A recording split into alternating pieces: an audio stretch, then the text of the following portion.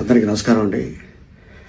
నిన్న కృష్ణారెడ్డి గారు పుట్టినరోజు సందర్భంగా ఈవెంట్లో అనుకోకుండా ఆయనకి మాట తుల్లింది. అది సరదాగా అని.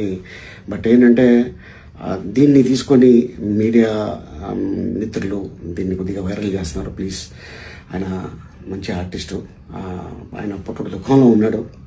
మనందరికీ తెలుసు, ఇటీవల మంచి కాలంలో తన కూతురు పోయింది, అమ్మలాంటి బిడ్డ. సో అందుకోసం ఆయన కావాలని చెప్పింది కాదు. దీన్ని మళ్ళీ ఎవరు కూడా దీన్ని రప్చర్ చేయకండి ప్లీజ్. ఆయన పెద్ద ఆయన.